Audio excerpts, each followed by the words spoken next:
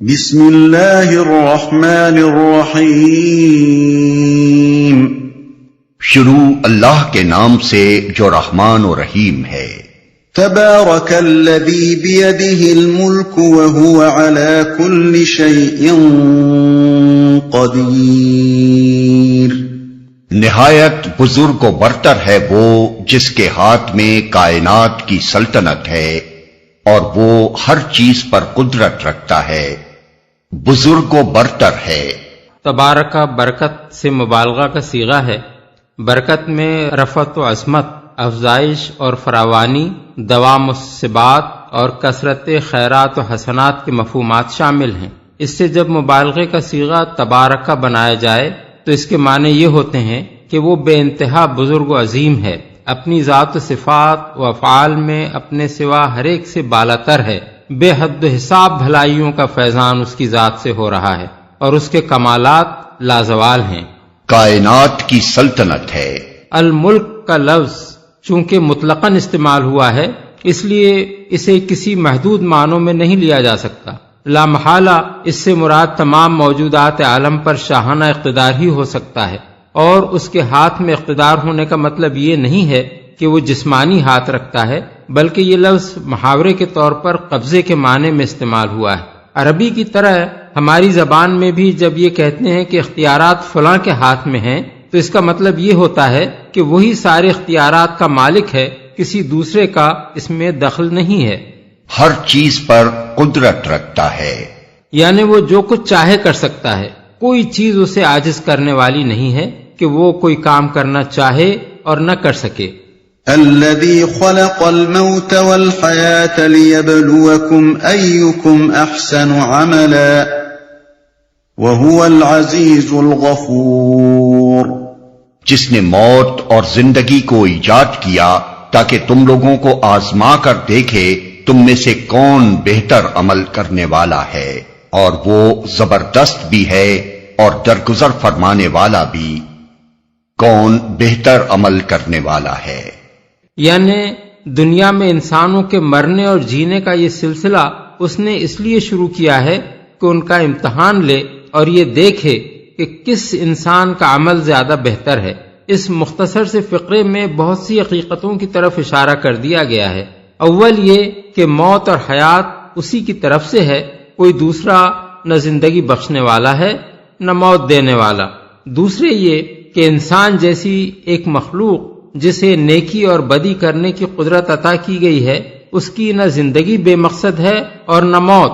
خالق نے اسے یہاں امتحان کے لیے پیدا کیا ہے، زندگی اس کے لیے امتحان کی مہلت ہے، اور موت کے معنی یہ ہیں کہ اس کے امتحان کا وقت ختم ہو گیا۔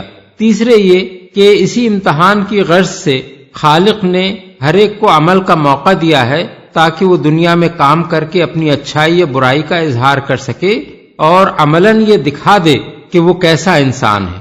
چوتھے یہ کہ خالق ہی دراصل اس بات کا فیصلہ کرنے والا ہے کہ کس کا عمل اچھا ہے اور کس کا برا۔ اعمال کی اچھائی اور برائی کا معیار تجویز کرنا امتحان دینے والوں کا کام نہیں ہے بلکہ امتحان لینے والے کا کام ہے۔ لہذا جو بھی امتحان میں کامیاب ہونا چاہے اسے یہ معلوم کرنا ہوگا کہ ممتحن کے نزدیک حسن عمل کیا ہے۔ پانچواں نقطہ خود امتحان کے مفہوم میں پوشیدہ ہے، اور وہ یہ کہ جس شخص کا جیسا عمل ہوگا اس کے مطابق اس کو جزا دی جائے گی، کیونکہ اگر جزا نہ ہو تو سرے سے امتحان لینے کے کوئی معنی ہی نہیں رہتے۔ درگزر فرمانے والا بھی۔ اس کے دو معنی ہیں اور دونوں ہی یہاں مراد ہیں۔ ایک یہ کہ وہ بے انتہا زبردست اور سب پر پوری طرح غالب ہونے کے باوجود اپنی مخلوق کے حق میں رحیم و غفور ہے، ظالم اور سخت گیر نہیں ہے۔ دوسرے یہ کہ برے عمل کرنے والوں کو سزا دینے کی وہ پوری قدرت رکھتا ہے، کسی میں یہ طاقت نہیں کہ اس کی سزا سے بچ سکے، مگر جو نادم ہو کر برائی سے باز آ جائے اور معافی مانگ لے اس کے ساتھ وہ درگزر کا معاملہ کرنے والا ہے۔ الذي خلق 7 سماوات طباقا ما ترى في خلق الرحمن من تفاوت ما ترى في خلق الرحمن من تفاوت فارجع البصر هل ترى من فطور. جس نے طے بر طے 7 آسمان بنائے، تم رحمان کی تخلیق میں کسی قسم کی بے ربطی نہ پاؤ گے. پھر پلٹ کر دیکھو کہیں تمہیں کوئی خلل نظر آتا ہے. تخلیق میں کسی قسم کی بے ربطی نہ پاؤ گے. اصل میں تفاوت کا لفظ استعمال ہوا ہے جس کے معنی ہے عدم تناسب، ایک چیز کا دوسری چیز سے میل نہ کھانا، انمل بے جوڑ ہونا. پس اس ارشاد کا مطلب یہ ہے کہ پوری کائنات میں تم کہیں بدنظمی، بے ترتیبی اور بے ربطی نہ پاؤ گے. اللہ کی پیدا کردہ اس دنیا میں کوئی چیز انمل بے جوڑ نہیں ہے، اس کے تمام اجزاء باہم مربوط ہیں اور ان میں کمال درجے کا تناسب پایا جاتا ہے. تمہیں کوئی خلل نظر آتا ہے؟ اصل میں لفظ فطور استعمال ہوا ہے جس کے معنی ہیں دراڑ، شگاف، رخنا، پھٹا ہوا ہونا، ٹوٹا پھوٹا ہونا. مطلب یہ ہے کہ پوری کائنات کی بندش ایسی چست ہے اور زمین کے ایک ذرے سے لے کر عظیم الشان کہکشانوں تک ہر چیز ایسی مربوط ہے کہ کہیں نظم کائنات کا تسلسل نہیں ٹوٹتا. تم خواہ کتنی ہی جستجو کر لو، تمہیں اس میں کسی جگہ کوئی رخنا نہیں مل سکتا. ثم ارجع البصر كرتين ينقلب إليك البصر خاسئا وهو حسير. بار بار نگاہ دوڑاؤ، تمہاری نگاہ تھک کر نامراد پلٹ آئے گی. وَلَقَدْ زَيَّنَّا السَّمَاءَ الدُّنْيَا بِمَصَابِيحَ وَجَعَلْنَاهَا رُجُومًا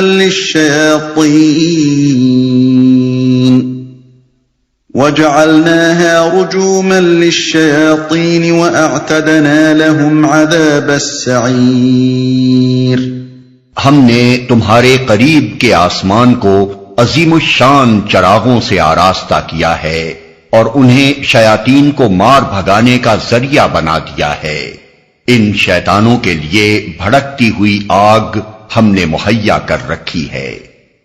آسمان، قریب کے آسمان سے مراد وہ آسمان ہے جس کے تاروں اور سیاروں کو ہم برہنہ آنکھوں سے دیکھتے ہیں. اس سے آگے جن چیزوں کے مشاہدے کے لیے آلات کی ضرورت پیش آتی ہو وہ دور کے آسمان ہیں، اور ان سے بھی زیادہ دور کے آسمان وہ ہیں جن تک آلات کی رسائی بھی نہیں ہے.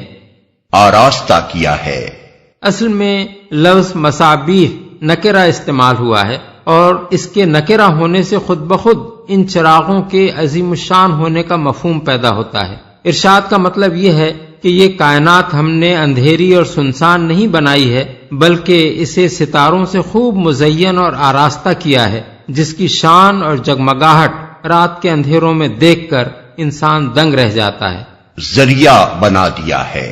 اس کا یہ مطلب نہیں ہے کہ یہی تارے شیطانوں پر پھینک مارے جاتے ہیں، اور یہ مطلب بھی نہیں ہے کہ شہاب ثاقب صرف شیطانوں کو مارنے ہی کے لیے گرتے ہیں، بلکہ مطلب یہ ہے کہ تاروں سے جو بے حد و حساب شہاب ثاقب نکل کر کائنات میں انتہائی تیز رفتاری کے ساتھ گھومتے رہتے ہیں اور جن کی بارش زمین پر بھی ہر وقت ہوتی رہتی ہے، وہ اس امر میں مانع ہے کہ زمین کے شیاطین عالم بالا میں جا سکیں. اگر وہ اوپر جانے کی کوشش کریں بھی تو یہ شہاب انہیں مار بھگاتے ہیں. اس چیز کو بیان کرنے کی ضرورت اس لیے پیش آئی کہ عرب کے لوگ کاہنوں کے متعلق یہ خیال رکھتے تھے، اور یہی خود کاہنوں کا دعویٰ بھی تھا کہ شیاطین ان کے تابع ہیں یا شیاطین سے ان کا رابطہ ہے اور ان کے ذریعے سے انہیں غیب کی خبریں حاصل ہوتی ہیں اور وہ صحیح طور پر لوگوں کی قسمتوں کا حال بتا سکتے ہیں. اس لیے قرآن میں متعدد مقامات پر یہ بتایا گیا ہے کہ شیاطین کے عالم بالا میں جانے اور وہاں سے غیب کی خبریں معلوم کرنے کا قطعاً کوئی امکان نہیں ہے. رہا یہ سوال کہ ان شہابوں کی حقیقت کیا ہے، تو اس کے بارے میں انسان کی معلومات اس وقت تک کسی قطعی تحقیق سے قاصر ہیں.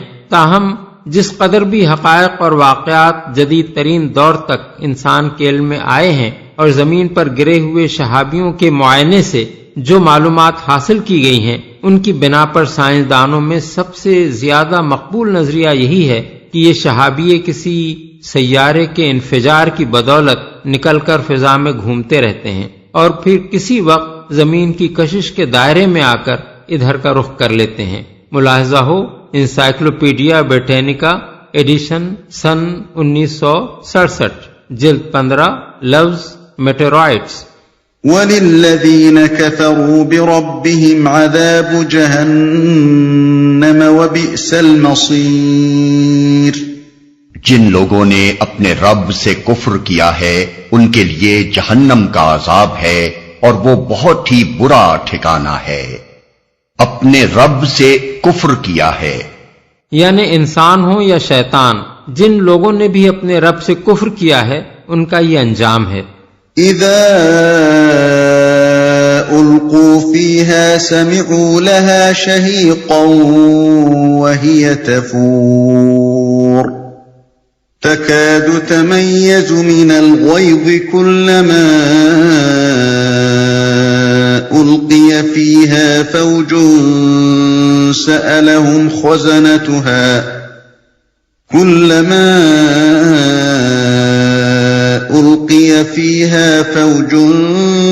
سألهم خزنتها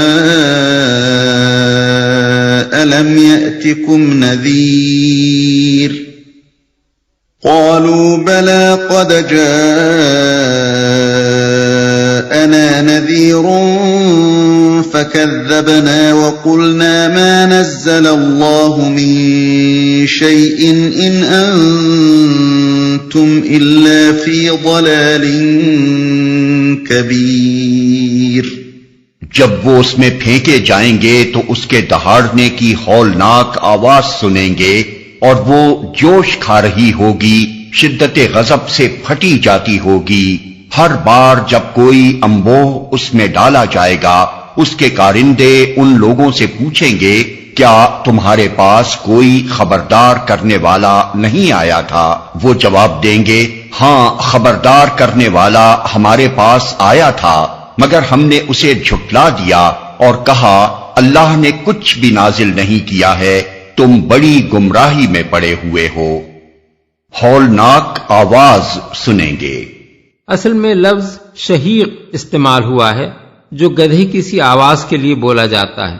اس فقرے کے معنی یہ بھی ہو سکتے ہیں کہ یہ خود جہنم کی آواز ہوگی اور یہ بھی ہو سکتے ہیں کہ یہ آواز جہنم سے آ رہی ہوگی جہاں ان لوگوں سے پہلے گرے ہوئے لوگ چیخیں مار رہے ہوں گے۔ اس دوسرے مفہوم کی تائید سورہ ہود کی آیت 106 سے ہوتی ہے جس میں فرمایا گیا ہے کہ دوزخ میں یہ دوزخی لوگ ہانپیں گے اور پھنکارے ماریں گے، اور پہلے مفہوم کی تائید سورہ فرقان آیت 12 سے ہوتی ہے جس میں ارشاد ہوا ہے کہ دوزخ میں جاتے ہوئے یہ لوگ دور ہی سے اس کے غضب اور جوش کی آواز سنیں گے۔ اس بنا پر صحیح یہ ہے کہ یہ شور خود جہنم کا بھی ہوگا اور جہنمیوں کا بھی۔ کوئی خبردار کرنے والا نہیں آیا تھا۔ اس سوال کی اصل نوعیت سوال کی نہیں ہوگی کہ جہنم کے کارندے ان لوگوں سے یہ معلوم کرنا چاہتے ہوں کہ ان کے پاس اللہ تعالی کی طرف سے کوئی خبردار کرنے والا آیا تھا یا نہیں، بلکہ اس سے مقصود ان کو اس بات کا قائل کرنا ہوگا کہ انہیں جہنم میں ڈال کر ان کے ساتھ کوئی بے انصافی نہیں کی جا رہی ہے۔ اس لیے وہ خود ان کی زبان سے یہ اقرار کرانا چاہیں گے کہ اللہ تعالیٰ نے ان کو بے خبر نہیں رکھا تھا، ان کے پاس انبیاء بھیجے تھے، ان کو بتا دیا تھا کہ حقیقت کیا ہے اور وہ راہ راست کون سی ہے، اور ان کو متنبہ کر دیا تھا کہ اس راہ راست کے خلاف چلنے کا نتیجہ اسی جہنم کا ایندھن بننا ہوگا جس میں اب وہ جھونکے گئے ہیں، مگر انہوں نے انبیاء کی بات نہ مانی، لہذا اب جو سزا انہیں دی جا رہی ہے وہ فی الواقع اس کے مستحق ہیں۔ یہ بات قرآن مجید میں بار بار ذہن نشین کرائی گئی ہے کہ اللہ تعالیٰ نے جس امتحان کے لیے دنیا میں انسان کو بھیجا ہے وہ اس طرح نہیں لیا جا رہا ہے کہ اسے بالکل بے خبر رکھ کر یہ دیکھا جا رہا ہو کہ وہ خود راہ راست پاتا ہے یا نہیں، بلکہ اسے راہ راست بتانے کا جو معقول ترین انتظام ممکن تھا وہ اللہ نے پوری طرح کر دیا ہے، اور وہ یہی انتظام ہے کہ انبیاء بھیجے گئے ہیں اور کتابیں نازل کی گئی ہیں۔ اب انسان کا سارا امتحان اس امر میں ہے کہ وہ انبیاء علیہم السلام اور ان کی لائی ہوئی کتابوں کو مان کر سیدھا راستہ اختیار کرتا ہے یا ان سے منہ موڑ کر خود اپنی خواہشات اور تخیلات کے پیچھے چلتا ہے۔ اس طرح نبوت در حقیقت اللہ تعالیٰ کی وہ حجت ہے جو اس نے انسان پر قائم کر دی ہے، اور اسی کے ماننے یا نہ ماننے پر انسان کے مستقبل کا انحصار ہے۔ انبیاء کے آنے کے بعد کوئی شخص یہ عذر پیش نہیں کر سکتا کہ ہم حقیقت سے آگاہ نہ تھے، ہمیں اندھیرے میں رکھ کر ہم کو اتنے بڑے امتحان میں ڈالا گیا اور اب ہمیں بے قصور سزا دی جا رہی ہے۔ اس مضمون کو اتنی بار اتنے مختلف طریقوں سے قرآن میں بیان کیا گیا ہے کہ اس کا شمار مشکل ہے۔ مثال کے طور پر حسب ذیل مقامات ملاحظہ ہوں۔ تفہیم القرآن جلد اول، سورہ البقرہ آیت 213، سورہ النساء آیات 41 اور 42، آیت 165، سورہ الانعام آیات 130 اور 131، جلد دوم سورہ بنی اسرائیل آیت 15، جلد سوم سورہ طٰہٰ آیت 134، سورہ القصص آیت 47، آیت 59، آیت 65، جلد چہارم سورہ فاطر آیت 37، سورہ المومن آیت 50۔ بڑی گمراہی میں پڑے ہوئے ہو، یعنی تم بھی بہکے ہوئے ہو اور تم پر ایمان لانے والے لوگ بھی سخت گمراہی میں پڑے ہوئے ہیں۔ وَقَالُوا لَوْ كُنَّا نَسْمَعُ أَوْ نَعْقِلُ مَا كُنَّا فِي أَصْحَابِ السَّعِيرِ فَاعْتَرَفُوا بِذَنبِهِمْ فَسُحْقًا لِأَصْحَابِ السَّعِيرِ۔ اور وہ کہیں گے کاش ہم سنتے یا سمجھتے تو آج اس بھڑکتی ہوئی آگ کے سزاواروں میں نہ شامل ہوتے۔ اس طرح وہ اپنے قصور کا خود اعتراف کر لیں گے۔ لعنت ہے ان دوزخیوں پر۔ کاش ہم سنتے یا سمجھتے، یعنی ہم نے طالب حق بن کر انبیاء کی بات کو توجہ سے سنا ہوتا یا عقل سے کام لے کر یہ سمجھنے کی کوشش کی ہوتی کہ فی الواقع وہ بات کیا ہے جو وہ ہمارے سامنے پیش کر رہے ہیں۔ یہاں سننے کو سمجھنے پر مقدم رکھا گیا ہے۔ اس کی وجہ یہ ہے کہ پہلے نبی کی تعلیم کو توجہ سے سننا، یا اگر وہ لکھی ہوئی شکل میں ہو تو طالب حق بن کر اسے پڑھنا ہدایت پانے کے لیے شرط اول ہے۔ اس پر غور کر کے حقیقت کو سمجھنے کی کوشش کرنے کا مرتبہ اس کے بعد آتا ہے۔ نبی کی رہنمائی کے بغیر اپنی عقل سے بطور خود کام لے کر انسان براہ راست حق تک نہیں پہنچ سکتا۔ اپنے قصور کا لفظ واحد استعمال ہوا ہے۔ اس کے معنی یہ ہیں کہ اصل قصور جس کی بنا پر وہ جہنم کے مستحق ہوئے رسولوں کا جھٹلانا اور ان کی پیروی سے انکار کرنا ہے۔ باقی سارے گناہ اسی کی فرع ہیں۔ ان الذين يخشون ربهم بالغيب لهم مغفرة واجر كبير۔ جو لوگ بے دیکھے اپنے رب سے ڈرتے ہیں یقیناً ان کے لیے مغفرت ہے اور بڑا اجر۔ اپنے رب سے ڈرتے ہیں، یہ دین میں اخلاق کی اصل جڑ ہے۔ کسی کا برائی سے اس لیے بچنا کہ اس کی ذاتی رائے میں وہ برائی ہے یا دنیا اسے برا سمجھتی ہے یا اس کے ارتکاب سے دنیا میں کوئی نقصان پہنچنے کا اندیشہ ہے یا اس پر کسی دنیاوی طاقت کی گرفت کا خطرہ ہے، یہ اخلاق کے لیے ایک بہت ہی ناپائیدار بنیاد ہے۔ انسان کی ذاتی رائے غلط بھی ہو سکتی ہے۔ وہ اپنے کسی فلسفے کی وجہ سے ایک اچھی چیز کو برا اور ایک بری چیز کو اچھا سمجھ سکتا ہے۔ دنیا کے معیار خیر و شر اول تو یکساں نہیں ہیں، پھر وہ وقتاً فوقتاً بدلتے بھی رہتے ہیں۔ کوئی عالمگیر اور ازلی و ابدی معیار دنیا کے اخلاقی فلسفوں میں نہ آج پایا جاتا ہے نہ کبھی پایا گیا ہے۔ دنیاوی نقصان کا اندیشہ بھی اخلاق کے لیے کوئی مستقل بنیاد فراہم نہیں کرتا۔ جو شخص برائی سے اس لیے بچتا ہو کہ وہ دنیا میں اس کی ذات پر مترتب ہونے والے کسی نقصان سے ڈرتا ہے، وہ ایسی حالت میں اس کے ارتکاب سے باز نہیں رہ سکتا جب اس سے کوئی نقصان پہنچنے کا اندیشہ نہ ہو۔ اسی طرح کسی دنیاوی طاقت کی گرفت کا خطرہ بھی وہ چیز نہیں ہے جو انسان کو ایک شریف انسان بنا سکتی ہو۔ ہر شخص جانتا ہے کہ کوئی دنیاوی طاقت بھی عالم الغیب و شہادہ نہیں ہے۔ بہت سے جرائم اس کی نگاہ سے بچ کر کیے جا سکتے ہیں اور ہر دنیاوی طاقت کی گرفت سے بچنے کی بے شمار تدبیریں ممکن ہیں۔ پھر کسی دنیاوی طاقت کے قوانین بھی تمام برائیوں کا احاطہ نہیں کرتے۔ بیشتر برائیاں ایسی ہیں جن پر دنیاوی قوانین کوئی گرفت سرے سے کرتے ہی نہیں، حالانکہ وہ ان برائیوں سے قبیح تر ہیں جن پر وہ گرفت کرتے ہیں۔ اس لیے دین حق نے اخلاق کی پوری عمارت اس بنیاد پر کھڑی کی ہے کہ اس اندیکھے خدا سے ڈر کر برائی سے اجتناب کیا جائے جو ہر حال میں انسان کو دیکھ رہا ہے، جس کی گرفت سے انسان بچ کر کہیں نہیں جا سکتا، جس نے خیر و شر کا ایک ہمگیر، عالمگیر اور مستقل معیار انسان کو دیا ہے۔ اسی کے ڈر سے بدی کو چھوڑنا اور نیکی کو اختیار کرنا وہ اصل بھلائی ہے جو دین کی نگاہ میں قابل قدر ہے۔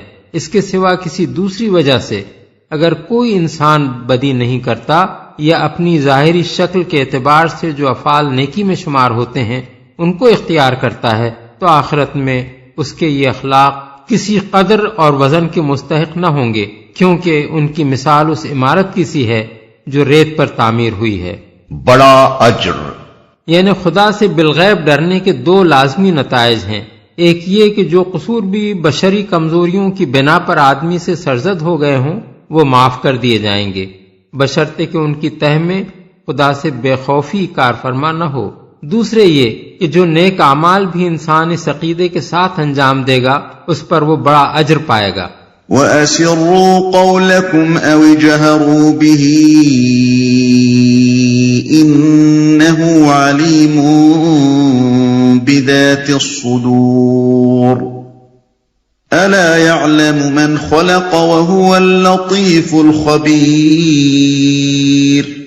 تم خواہ چپکے سے بات کرو یا اونچی آواز سے، اللہ کے لیے یکساں ہے، وہ تو دلوں کا حال تک جانتا ہے۔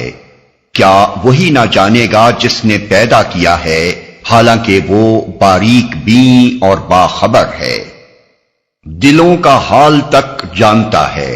یہ بات تمام انسانوں کو خطاب کر کے فرمائی گئی ہے، خواہ وہ مومن ہو یا کافر۔ مومن کے لیے اس میں یہ تلقین ہے کہ اسے دنیا میں زندگی بسر کرتے ہوئے ہر وقت یہ احساس اپنے ذہن میں تازہ رکھنا چاہیے کہ اس کے کھلے اور چھپے اقوال و اعمال ہی نہیں، اس کی نیتیں اور اس کے خیالات تک اللہ سے مخفی نہیں ہیں۔ اور کافر کے لیے اس میں یہ تنبیہ ہے کہ وہ اپنی جگہ خدا سے بے خوف ہو کر جو کچھ چاہے کرتا رہے، اس کی کوئی بات اللہ کی گرفت سے چھوٹی نہیں رہ سکتی۔ جس نے پیدا کیا ہے۔ دوسرا ترجمہ یہ بھی ہو سکتا ہے کہ کیا وہ اپنی مخلوق ہی کو نہ جانے گا؟ اصل میں من خلق استعمال ہوا ہے، اس کے معنی جس نے پیدا کیا ہے بھی ہو سکتے ہیں اور جس کو اس نے پیدا کیا ہے بھی۔ دونوں صورتوں میں مطلب ایک ہی رہتا ہے۔ یہ دلیل ہے اس بات کی جو اوپر کے فقرے میں ارشاد ہوئی ہے، یعنی یہ آخر کیسے ممکن ہے کہ خالق اپنی مخلوق سے بے خبر ہو؟ مخلوق خود اپنے آپ سے بے خبر ہو سکتی ہے مگر خالق اس سے بے خبر نہیں ہو سکتا۔ تمہاری رگ رگ اس نے بنائی ہے، تمہارے دل و دماغ کا ایک ایک ریشہ اس کا بنایا ہوا ہے، تمہارا ہر سانس اس کے جاری رکھنے سے جاری ہے، تمہارا ہر عضو اس کی تدبیر سے کام کر رہا ہے، اس سے تمہاری کوئی بات کیسے چھپی رہ سکتی ہے؟ باریک بین، اصل میں لفظ لطیف استعمال ہوا ہے جس کے معنی غیر محسوس طریقے سے کام کرنے والے کے بھی ہیں اور پوشیدہ حقائق کو جاننے والے کے بھی۔ هو الذي جعل لكم الأرض ذلولا فامشوا في مناكبها وكلوا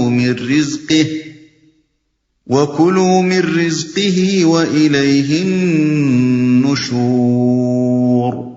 وہی تو ہے جس نے تمہارے لیے زمین کو تابع کر رکھا ہے، چلو اس کی چھاتی پر اور کھاؤ خدا کا رزق، اسی کے حضور تمہیں دوبارہ زندہ ہو کر جانا ہے۔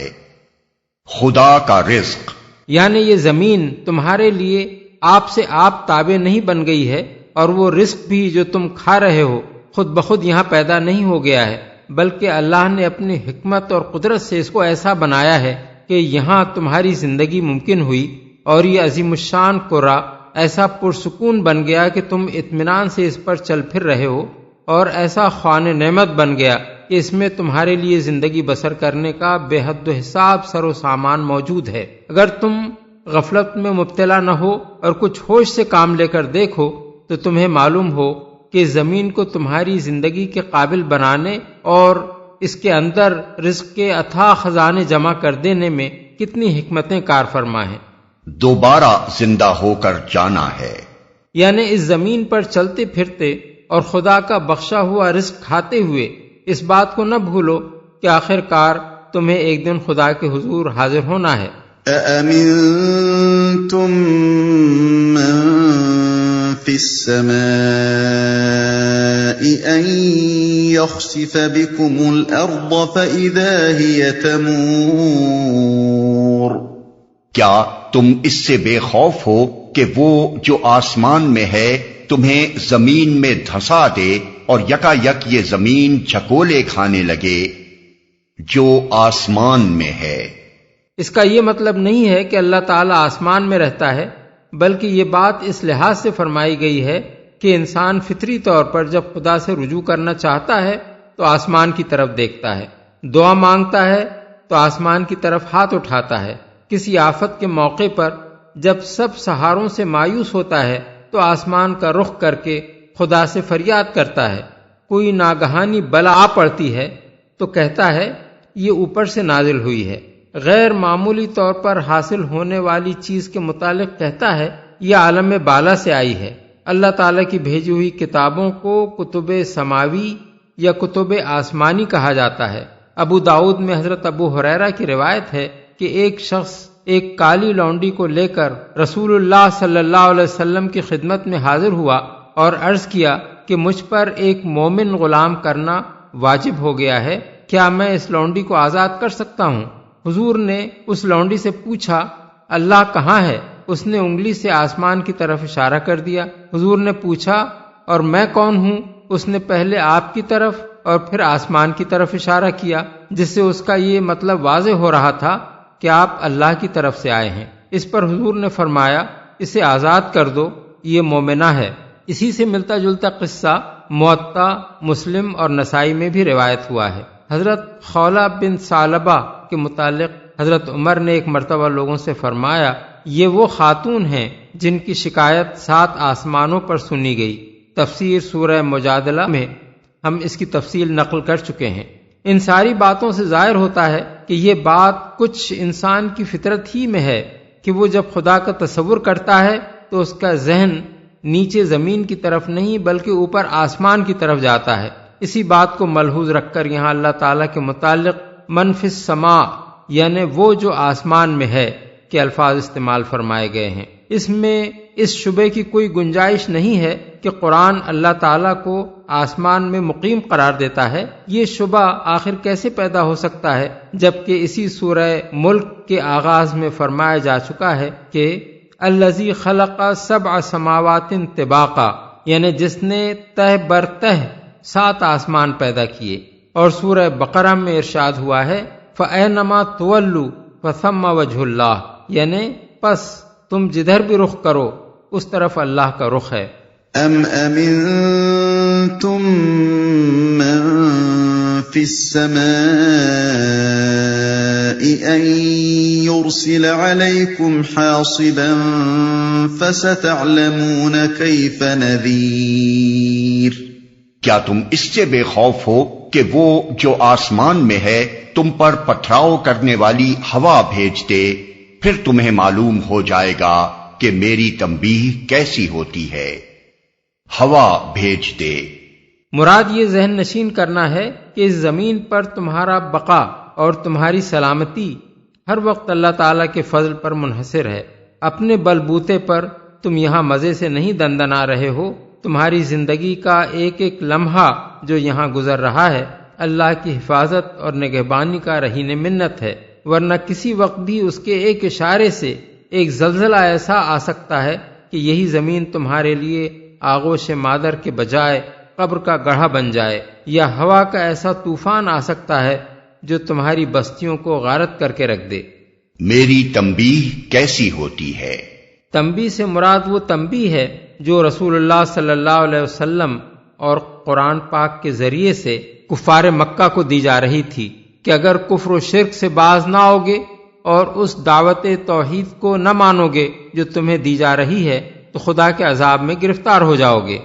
وَلَقَدْ كَذَّبَ الَّذِينَ مِن قَبْلِهِمْ فَكَيْفَ كَانَ نَكِيرِ۔ ان سے پہلے گزرے ہوئے لوگ جھٹلا چکے ہیں، پھر دیکھ لو کہ میری گرفت کیسی سخت تھی۔ اشارہ ہے ان قوموں کی طرف جو اپنے ہاں آنے والے انبیاء کو جھٹلا کر اس سے پہلے مبتلا عذاب ہو چکی تھیں۔ أَوَلَمْ يَرَوْا إِلَى الطَّيْرِ فَوْقَهُمْ صَافَّاتٍ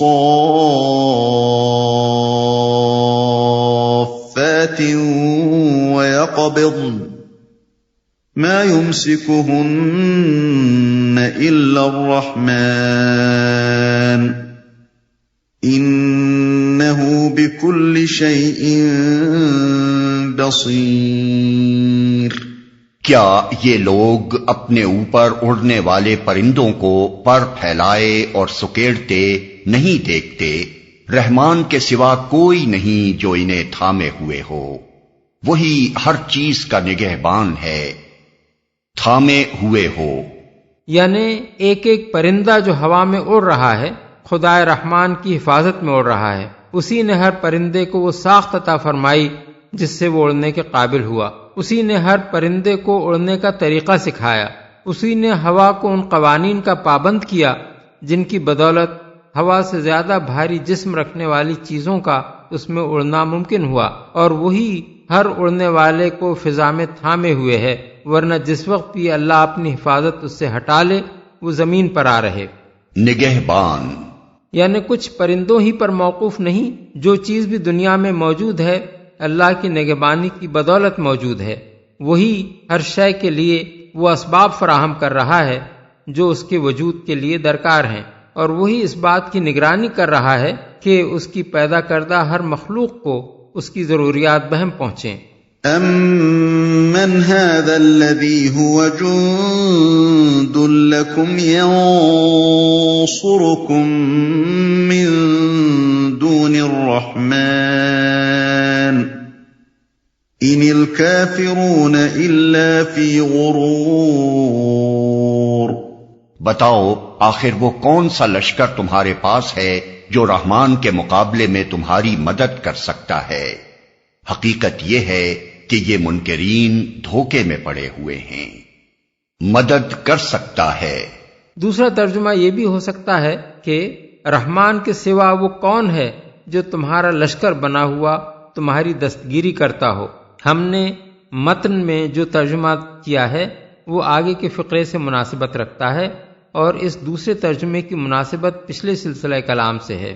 أَمَّنْ هَذَا الَّذِي يَرْزُقُكُمْ إِنْ أَمْسَكَ رِزْقَهُ بَلْ لَجُّوا فِي عُتُوٍّ وَنُفُورٍ۔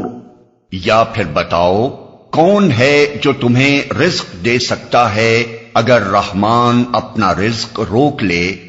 دراصل یہ لوگ سرکشی اور حق سے گریز پر اڑے ہوئے ہیں۔ أَفَمَن يَمْشِي مُكِبًّا عَلَى وَجْهِهِ أَهْدَىٰ أَمَّن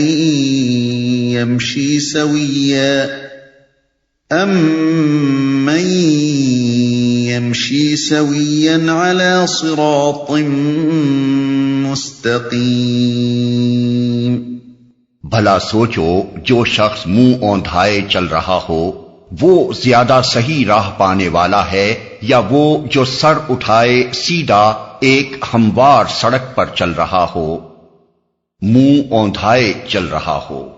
یعنی جانوروں کی طرح منہ نیچا کیے ہوئے اسی ڈگر پہ چلا جا رہا ہو جس پر کسی نے اسے ڈال دیا ہو۔ قُلْ هُوَ الَّذِي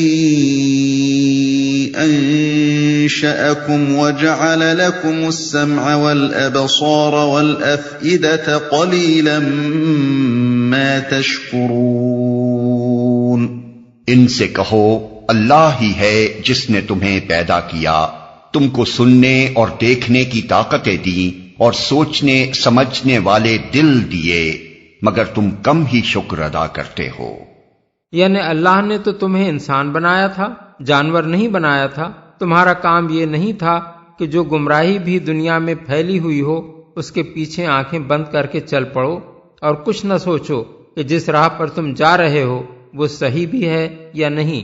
یہ کان تمہیں اس لیے تو نہیں دیے گئے تھے کہ جو شخص تمہیں صحیح اور غلط کا فرق سمجھانے کی کوشش کرے اس کی بات سن کر نہ دو، اور جو غلط سلط باتیں پہلے سے تمہارے دماغ میں بیٹھی ہوئی ہیں انہی پر اڑے رہو۔ یہ آنکھیں تمہیں اس لیے تو نہیں دی گئی تھیں کہ اندھے بن کر دوسروں کی پیروی کرتے رہو اور خود اپنی بینائی سے کام لے کر یہ نہ دیکھو کہ زمین سے آسمان تک ہر طرف جو نشانیاں پھیلی ہوئی ہیں وہ آیا اس توحید کی شہادت دے رہی ہیں جسے خدا کا رسول پیش کر رہا ہے، یا یہ شہادت دے رہی ہیں کہ یہ سارا نظام کائنات بے خدا ہے یا بہت سے خدا اس کو چلا رہے ہیں۔ اسی طرح یہ دل و دماغ بھی تمہیں اس لیے نہیں دیے گئے تھے کہ تم سوچنے سمجھنے کا کام دوسروں کے حوالے کر کے ہر اس طریقے کی پیروی کرنے لگو جو دنیا میں کسی نے جاری کر دیا ہے، اور اپنی عقل سے کام لے کر یہ سوچنے کی کوئی زحمت گوارا نہ کرو کہ وہ غلط ہے یا صحیح۔ اللہ نے علم و عقل اور سماعت و بینائی کی یہ نعمتیں تمہیں حق شناسی کے لیے دی تھیں، تم ناشکری کر رہے ہو کہ ان سے اور سارے کام تو لیتے ہو مگر بس وہی ایک کام نہیں لیتے جس کے لیے یہ دی گئی تھیں۔ قُلْ هُوَ الَّذِي ذَرَأَكُمْ فِي الْأَرْضِ وَإِلَيْهِ تُحْشَرُونَ، ان سے کہو اللہ ہی ہے جس نے تمہیں زمین میں پھیلایا ہے اور اسی کی طرف تم سمیٹے جاؤ گے۔ یعنی مرنے کے بعد دوبارہ زندہ کر کے ہر گوشے زمین سے گھیر لائے جاؤ گے اور اس کے سامنے حاضر کر دیے جاؤ گے۔ وَيَقُولُونَ مَتَى هَذَا الْوَعْدُ إِن كُنتُمْ صَادِقِينَ قُلْ إِنَّمَا الْعِلْمُ عِندَ اللَّهِ وَإِنَّمَا أَنَا نَذِيرٌ مُبِينٌ۔ یہ کہتے ہیں اگر تم سچے ہو تو بتاؤ یہ وعدہ کب پورا ہوگا؟ کہو اس کا علم تو اللہ کے پاس ہے، میں تو بس صاف صاف خبردار کر دینے والا ہوں۔ وعدہ کب پورا ہوگا؟ یہ سوال اس غرض کے لیے نہ تھا کہ وہ قیامت کا وقت اور اس کی تاریخ معلوم کرنا چاہتے تھے اور اس بات کے لیے تیار تھے کہ اگر انہیں اس کی آمد کا سال، مہینہ، دن اور وقت بتا دیا جائے تو وہ اسے مان لیں گے، بلکہ دراصل وہ اس کے آنے کو غیر ممکن اور بعید از عقل سمجھتے تھے، اور یہ سوال اس غرض کے لیے کرتے تھے کہ اسے جھٹلانے کا ایک بہانہ ان کے ہاتھ آئے۔ ان کا مطلب یہ تھا کہ حشر و نشر کا یہ عجیب و غریب افسانہ جو تم ہمیں سنا رہے ہو آخر یہ کب ظہور میں آئے گا؟ اسے کس وقت کے لیے اٹھا رکھا گیا ہے؟ ہماری آنکھوں کے سامنے لا کر اسے دکھا کیوں نہیں دیتے کہ ہمیں اس کا یقین آ جائے؟ اس سلسلے میں یہ بات اچھی طرح سمجھ لینی چاہیے کہ کوئی شخص اگر قیامت کا قائل ہو سکتا ہے تو عقلی دلائل سے ہو سکتا ہے، اور قرآن میں جگہ جگہ وہ دلائل تفصیل کے ساتھ دے دیے گئے ہیں۔ رہی اس کی تاریخ تو قیامت کی بحث میں اس کا سوال اٹھانا ایک جاہل آدمی ہی کا کام ہو سکتا ہے، کیونکہ اگر بالفرض وہ بتا بھی دی جائے تو اس سے کوئی فرق نہیں پڑتا۔ نہ ماننے والا یہ کہہ سکتا ہے کہ جب وہ تمہاری بتائی ہوئی تاریخ پر آ جائے گی تو مان لوں گا، آج آخر میں کیسے یقین کر لوں کہ وہ اس روز ضرور آ جائے گی؟ خبردار کر دینے والا ہوں، یعنی یہ تو مجھے معلوم ہے کہ وہ ضرور آئے گی، اور لوگوں کو اس کی آمد سے پہلے خبردار کرنے کے لیے یہی جاننا کافی ہے۔ رہی یہ بات کہ وہ کب آئے گی تو اس کا علم اللہ کو ہے، مجھے نہیں ہے، اور خبردار کرنے کے لیے اس علم کی کوئی حاجت نہیں۔ اس معاملے کو ایک مثال سے اچھی طرح سمجھا جا سکتا ہے۔ یہ بات کہ کون شخص کب مرے گا اللہ کے سوا کسی کو معلوم نہیں، البتہ یہ ہمیں معلوم ہے کہ ہر شخص کو ایک دن مرنا ہے۔ ہمارا یہ علم اس بات کے لیے کافی ہے کہ ہم اپنے کسی غیر محتاط دوست کو یہ تنبیہ کریں کہ وہ مرنے سے پہلے اپنے مفاد کی حفاظت کا انتظام کر لے۔ اس تنبیہ کے لیے یہ جاننا ضروری نہیں ہے کہ وہ کس روز مرے گا۔ فَلَمَّا رَأَوْهُ زُلْفَةً سِيئَتْ وُجُوهُ الَّذِينَ كَفَرُوا وَقِيلَ هَذَا الَّذِي كُنتُم بِهِ تَدَّعُونَ۔ پھر جب یہ اس چیز کو قریب دیکھ لیں گے تو ان سب لوگوں کے چہرے بگڑ جائیں گے جنہوں نے انکار کیا ہے، اور اس وقت ان سے کہا جائے گا کہ یہی ہے وہ چیز جس کے لیے تم تقاضے کر رہے تھے، جنہوں نے انکار کیا ہے۔ یعنی ان کا وہی حال ہوگا جو پھانسی کے تختے کی طرف لے جائے جانے والے کسی مجرم کا ہوتا ہے۔ قُلْ أَرَأَيْتُمْ إِنْ أَهْلَكَنِيَ اللَّهُ وَمَن مَّعِيَ أَوْ رَحِمَنَا فَمَن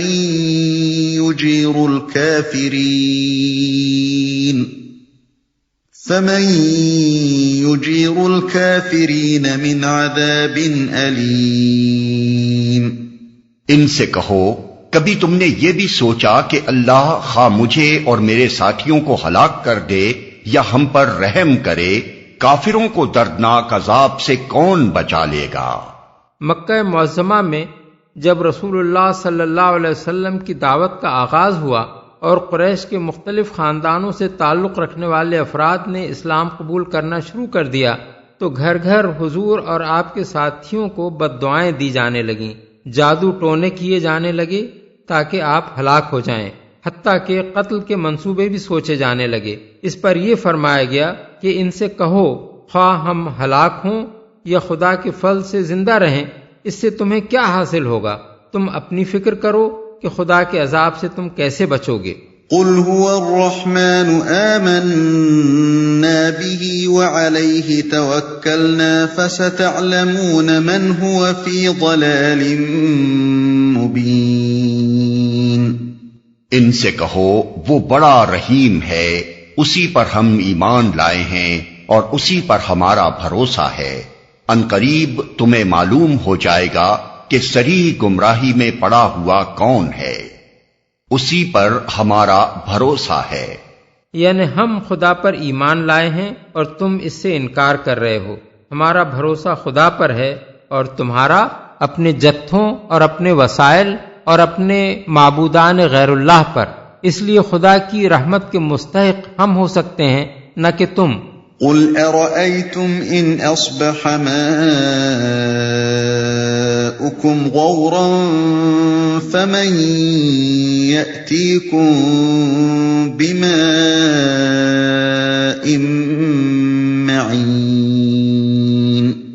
ان سے کہو، کبھی تم نے یہ بھی سوچا کہ اگر تمہارے کنوؤں کا پانی زمین میں اتر جائے تو کون ہے جو اس پانی کی بہتی ہوئی سوتیں تمہیں نکال کر لا دے گا؟ یعنی کیا خدا کے سوا کسی میں یہ طاقت ہے کہ ان سوتوں کو پھر سے جاری کر دے؟ اگر نہیں ہے اور تم جانتے ہو کہ نہیں ہے تو پھر عبادت کا مستحق خدا ہے یا تمہارے وہ معبود جو انہیں جاری کرنے کی کوئی قدرت نہیں رکھتے؟ اس کے بعد تم خود اپنے ضمیر سے پوچھو کہ گمراہ خدا واحد کو ماننے والے ہیں یا وہ جو شرک کر رہے ہیں۔